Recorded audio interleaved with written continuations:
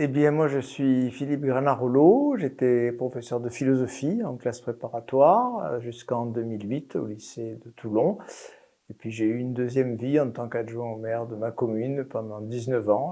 Là aussi, j'ai pris une seconde retraite en 2020 et maintenant, je m'occupe de mes livres et de mes conférences.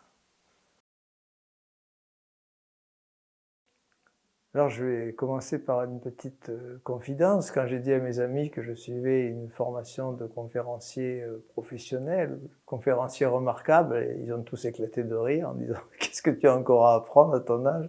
Tu fais des conférences depuis 30 ans. » Et ils se sont lourdement trompés parce que j'ai énormément appris.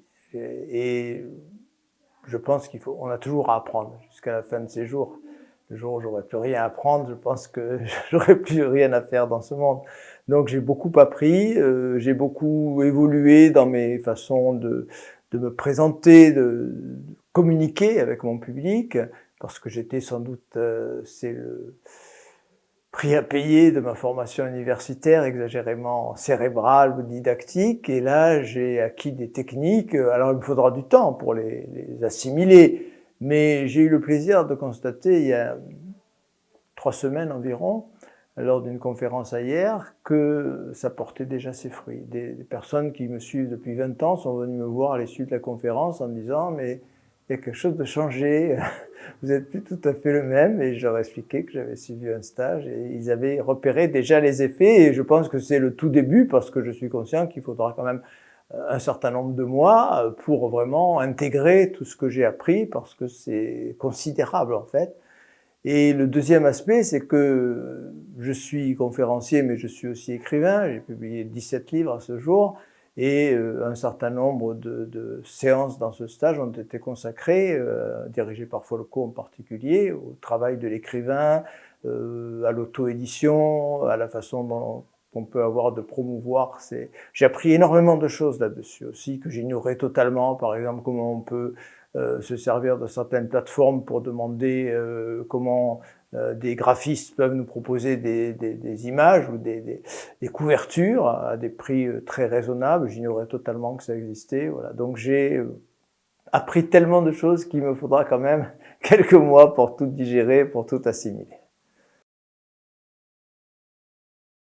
Euh, c'est difficile parce qu'il y a beaucoup de choses en fait, mais il y en a une peut-être par-dessus tout parce qu'elle m'a été signalée dès la première rencontre. On avait envoyé une première vidéo. Moi, j'ai manqué la première journée de stage parce que j'étais en colloque à Montpellier. J'avais donc envoyé une vidéo et les remarques qui ont été faites, à la fois par Hervé mais aussi par les stagiaires, c'est que mes discours manquaient considérablement de silence. Et c'est vrai que j'ai tendance, et j'en étais conscient, mais j'avais jamais fait les efforts pour corriger cela. Dès que je suis un passionné, donc dès que j'entre dans un discours qui me passionne moi-même et qui, je l'espère, passionne le public, j'ai tendance à accélérer le débit.